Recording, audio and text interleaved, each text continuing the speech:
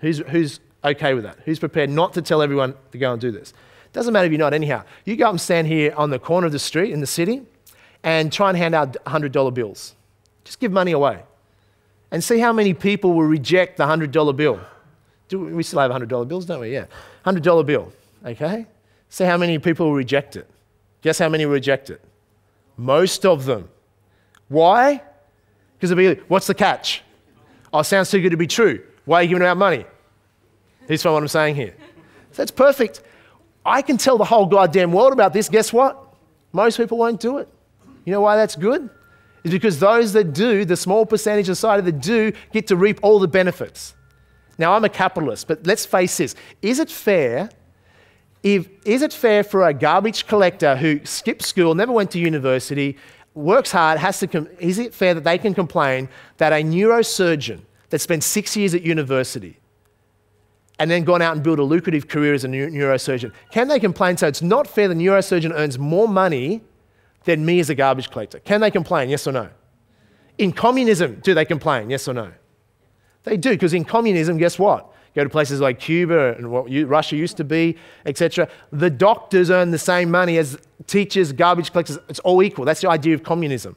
Okay? So capitalism is this, is that if someone puts more effort in, they deserve to earn more. If you go out and educate yourself around money, about being an investor, do you not deserve an unfair advantage over those who don't have to put the time in, are too scared, don't invest their time and money to getting educated? Yes or no? Yes, you do, and therefore you deserve to earn more. You are learning skills that the majority of people don't have. And those skills in the share market, in the property market, in career, in business, give you an unfair advantage. But you deserve, because you earned that advantage because you spend your time, money, developing education. And that's why some people say, oh, you're just lucky, Jamie, you got in before the property boom. BS. BS. Why? Yeah, sure, luck helps. But guess what? Back then, there was 20 other million Australians just as lucky. How come I was so-called luckier?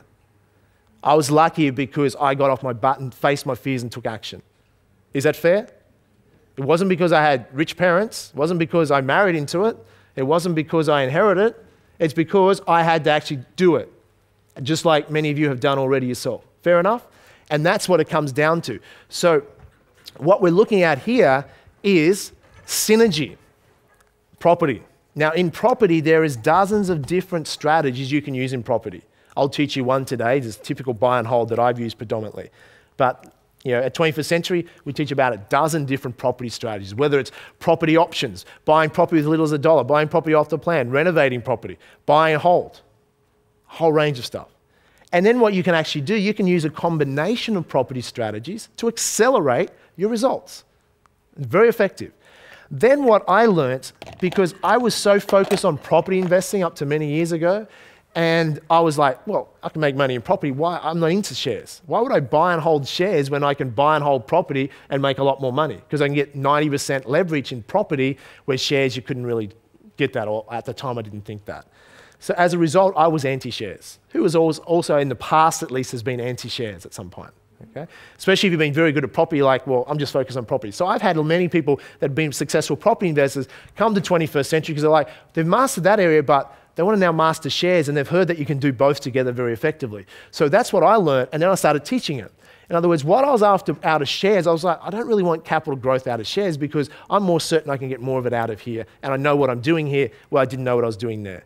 But one of my, a different mentor come to me and shared and said, Jamie, did you realize in shares you're looking at it the wrong way? You have a preconception that stopped you because you had the wrong map of the share market. Here's another map. And this map is, you can do this, treat it as a business, and did you know you can actually rent out shares and make instant cash flow? Did you know that you could sell insurance on shares and make instant cash flow? Did you know you can insure shares so if they go down, it doesn't matter? And did you know that you can insure shares so you protect yourself, but also so you can make an absolute fortune when the market crashes and people are panicking, you're making a hell of a lot more money? And I was like, I like this map, give me this new map, okay? All of a sudden I changed my preconceptions, looked at that and say, okay, this makes sense. And then I started to learn that. And what I realized is that you could draw money out of a line of credit, out of a property portfolio, and I could put that into the share market. But predominantly my strategy was cash flow. I wanted monthly cash flow. And I couldn't believe when you could actually do transactions and instantly, you could do it and have money in your bank account. And it's basically like buying a business. And I could protect that business and I could liquidate it at any time. And I could have that, and it took me like 5, 10, 15 minutes a month. When I first learned about that, I was excited, okay? Because then what I realized is that the more cash I have here, guess what I can do with property? Buy more of them, because I could use that as additional income. 2, I didn't have to wait till the rent paid down the loan the one day to have the surplus rent. I could actually create rent from here and speed up this process by 10 or 15 years. Who would like to save 10 or 15 years? Okay, very valuable. Some of you need to save 10 or 15 years. No offense, but some of you don't have that much time, okay? So we need to accelerate this. So the share market. Now, in the share market, that's just some strategy. You can certainly buy and hold shares as well. There's no route. People have done very well out of that. But there is dozens of strategies. Today, I'm going to give you 8 very quick ones and go into detail on 2 of them. Okay? But once again, what's worked well is the combination of these. And for members only, after we finish the first 3-hour session, members only, I'm going to go over a particular combination, which is actually on the DVDs, on the home study program. But some of you maybe not, because it's usually very good when very volatile times. So it's a strategy I taught you that I learned by default in September, through September 11th, when the market plummeted. Okay, I learned by default. I didn't realize you could do it. So, but just by doing what you've been taught, adding an extra twist to it, you can make a hell of a lot more money. Like last week, you could have made $135,000 profit doing nothing more than what you would have been doing anyhow on as little as 10,000 shares. Okay, so if you had $200,000 equity in your house, you could have made $135,000 in 1 week, just doing nothing more than what you normally would be doing. Who would like to know how to do that? Okay, so members, I'll go through that again. It's actually on your home study, but some of you probably haven't quite said, okay, now is the time that I could be doing that extra twist. Okay, but anyhow, let's go through some of this other stuff. Is this making sense? So the share market, so by combining these, 1 + 1 actually is now equaling more than 2. We can exponentially accelerate these things and get where we want to go faster. Now, of course, you don't have to use the whole lot together. And then what I also do is I'm an entrepreneur at heart. So I've spent a lot of time from the beginning and still now focusing on building up companies. It's more of an advanced way, but you can make tens of millions of dollars. You can start a business, virtually no outlay or small capital outlay, or buy businesses and then improve them and increase the capital value. And then you can either list them, cornerstone investors, sell some of them, etc., or take on equity partners, whatever, and you can create a large amount of wealth, which is is part of what I call a billionaire strategy. So now at 21st Century, some of you have been recent to some of the recent seminars. I'm teaching a particular billionaire strategy, not to say who would like to become a billionaire? Does anyone want to become a billionaire? A few people. It's not really show you how. Actually, I've never seen anyone in a seminar actually teach people how to be a billionaire. I don't know of any seminar that will teach you. I've never been to one. Actually teach you the practical steps how to do that. My goal, of course, is not so people can go out and become a billionaire. You could use it and become a billionaire, good luck to you. The idea is this, though.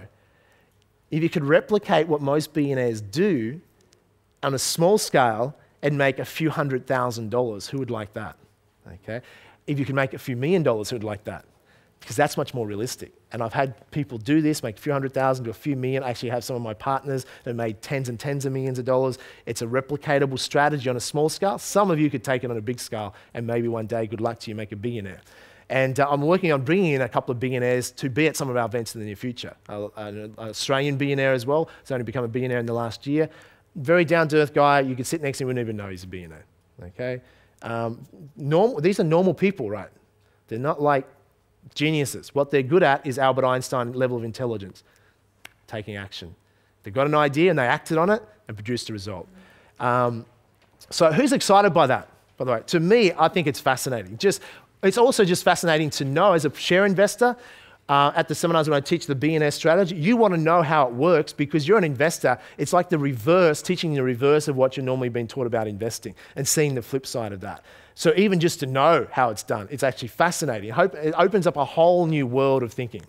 Okay, let's go through a little bit more and then we're going to have a short break because I don't want to fry your brain straight away. We're going to have a short break, come back, and then we're going to get into some of the share strategies in some detail and some real estate strategies. But let's go through this very quickly. This is because some of you are going to see strategies after the break as far as, oh, I'd love to do that investment strategy, but where do I get money from?